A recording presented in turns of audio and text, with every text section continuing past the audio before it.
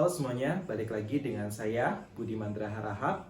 Oke, saya ingin melanjutkan materi tentang kinetika reaksi enzimatis. Khusus untuk video ini, saya ingin menjelaskan tentang bagaimanakah cara menurunkan persamaan atau model kecepatan reaksi ya dari Michaelis-Menten atau model kinetics dari Michaelis-Menten ya. Mungkin kalian sudah pernah tahu tentang persamaan ini ya, atau persamaannya atau rumusnya adalah V sama dengan Vmax dikalikan dengan konsentrasi S kemudian dibagi dengan Ks atau Km di sini ya, bukan Ks, Km kemudian dikalikan ditambah dengan konsentrasi substrat. Nah, ini adalah persamaan ya, persamaan dari Michaelis-Menten. Nah, bagaimanakah cara menurunkan dari persamaan ini ya? Jadi di sini ada dua asumsi yang diajukan yang sudah dikembangkan ya. Yang pertama adalah the rapid equilibrium assumption. Di sini ini lebih dulu dikembangkan atau dikemukakan oleh Henry Michaelis-Menten ya. Jadi di sini untuk video yang pertama ini saya akan menjelaskan bagaimanakah cara menurunkannya untuk asumsi yang pertama. Kalau kita lihat dari judulnya ini ya, rapid itu berarti cepat. Equilibrium itu adalah kesetimbangan. Jadi di sini terjadi kesetimbangan yang sangatlah cepat. Nah, karena terjadi kesetimbangan ya yang berlangsung itu secara cepat, artinya gimana? Jadi di sini kalau misalnya kita lihat dari persamaan reaksi enzimatis ya, di sini ada substrat ditambah enzim, ada reaksi bolak-balik menghasilkan EX kompleks. Kemudian dia akan menghasilkan produk ditambahkan dengan enzim. Nah, untuk reaksi bolak-baliknya di sini ada konstanta reaksi yaitu K1 untuk ke arah pembentukan produknya ES. Kemudian ketika si ES-nya terdisosiasi, dia memiliki nilai konstanta reaksinya adalah K-1. Kemudian untuk ke pembentukan produk ES ini dia memiliki konstanta koefisien reaksinya itu adalah K2. Nah, selama berlangsungnya reaksi ini ya, yang khusus yang ini nih, khusus yang bagian sini ya, itu terjadi kesetimbangan ya, terjadi kesetimbangan dan dia berlangsung secara cepat. Kesetimbangan itu apa sih? Kalau kita lihat lagi, kita ingat-ingat lagi materi SMA dulu, kesetimbangan itu terjadi ketika ya laju dari ke arah kanan itu sama dengan laju ke arah kiri, atau laju pembentukannya itu sama dengan laju pemecahannya gitu ya. Jadi seperti itu. Nah, berarti di sini kesetimbangan reaksi terjadi ketika laju pembentukan, kalau untuk ES ya, di sini pembentukan ES itu sama dengan laju disosiasi atau laju peleburan dari si ES itu sendiri. Nah, bagaimanakah rumusnya? Berarti kalau untuk laju pembentukan ya, kemarin saya sudah menjelaskan di sini ya, laju pembentukan berarti di sini S ditambah E untuk reaksi yang ke kanan ya, K1, di sini ada nilai ES. Nah, berarti di sini sebetulnya ada nilai R1 adalah nilai K1 dikalikan dengan S dikalikan dengan E. Nah, seperti itu. Nah, kalau untuk yang reaksi kebalikannya, berarti di sini adalah ES ya, kemudian di sini K-1, di sini S ditambah E. Nah, berarti ini adalah R2 sama dengan K-1 ES. Ya. Nah, oke, ini untuk yang pembentukan, saya kasih ini ya. Ini adalah pembentukan ES-nya, laju, di sini kasih laju, dan di sini adalah laju disosiasi atau peleburan atau disosiasi dari si ES itu sendiri. Ya, kemudian berdasarkan tadi ya, kesetimbangan reaksi terjadi ya ketika laju pembentukan ES-nya ke arah kanan itu sama dengan laju disosiasinya ke arah kiri, dan ini berlangsungnya itu secara cepat. Ketika ini berlangsung secara cepat, yang mana yang sebagian kanan ini ya ke arah pembentukan produk dan enzim di sini dia berlangsung secara sangat lambat gitu ya, sangat lambat, dan dia tidak mempengaruhi kesetimbangan dari reaksi sebelumnya. Ini berdasarkan asumsi yang dikemukakan oleh si Michaelis-Menten dan Henry ini. ya. Jadi ke arah kanan, ke arah P dan E ini dia terjadi secara lambat dan dia tidak mempengaruhi kesetimbangan dari reaksi ini. Jadi tidak mengganggu jadi kesetimbangan yang sebelah sini gitu ya, sehingga yang bagian kanan ini dia diabaikan. Jadi fokusnya itu adalah ke bagian kiri karena dia berlangsungnya secara cepat dan terjadi kesetimbangan seperti itu. Nah, berarti di sini kesetimbangan laju pembentukan ES itu sama dengan laju disosiasi ES. Kita tuliskan persamaannya menjadi N1 sama dengan R2. N1-nya itu adalah K1 dikalikan dengan S, kemudian E, ya, kemudian K-1 kalikan dengan ES.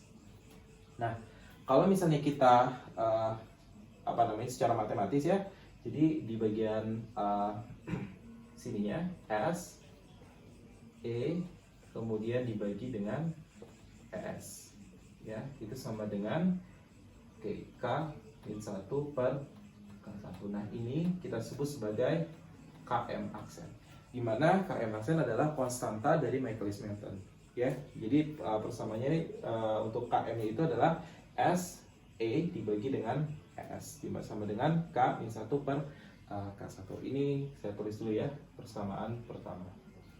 Oke. Nah, berarti untuk nilai KM aksen itu sama dengan K-1 dibagi dengan K1 itu sama dengan E dikalikan dengan S dibagi dengan ES, ya. Tadi berdasarkan terjadinya kesetimbangan, yaitu laju pembentukan ES itu sama dengan laju disosiasi dari si ES itu sendiri. Nah, oke, sekilas saja. Di sini misalnya saya balik lagi dengan konsepsi enzim itu sendiri. Jadi misalnya saya punya enzim di sini, kemudian di sini ada substrat, ya. Enzim bertemu dengan substrat, kemudian si enzim ini dia akan mengikat si substrat itu sendiri. Dia akan mengikat substrat yang mana dia akan membentuk ES kompleks, ya. Oke, sorry, di sini saya tuliskan bahwa dia akan menghasilkan bentuknya seperti ini. Nah, ini adalah ES. Di sini enzim, di sini adalah substrat, ya. Nah, kemudian di sini kita asumsikan bahwa si enzim yang belum mengikat sama sekali dengan si substrat ini kita tulis sebagai E0, gitu ya. Jadi E0. Nah, kemudian ketika dia sudah mengikat, kita tulis sebagai nilai ES. Nah, ketika pengikatan ya, ada juga enzim-enzim yang dia tidak terikat dengan si S. Itu kita sebut sebagai, misalnya ini ya, ada enzim yang dia tidak terikat dengan si S, gitu ya. Itu kita tuliskan sebagai nilai E. Nah, maka dari itu di sini misalnya ada E0, di sini ada ES, dan di sini ada E. Berarti kan seperti ini ya. Jadi nilai E0 itu sebetulnya ya, nilai si E0 ini atau si enzim keseluruhan di awal ya, dia sebelum terikat dengan si S itu adalah sama dengan nilai si enzim yang sudah terikat dengan si ES ya, kita tulis sebagai ES, kemudian ditambah dengan si enzim yang dia tidak mengikat si ES itu sendiri atau sisanya lah, istilahnya sisanya kita tulis sebagai nilai E. Atau dengan kata lain, nilai E ini itu sama dengan nilai E0 dikurangi dengan nilai ES, gitu ya. Nah, nilai nilai E ini kita masukkan ke persamaan KM ini ya. Berarti kita tulis KM sama dengan E-nya kita masukkan.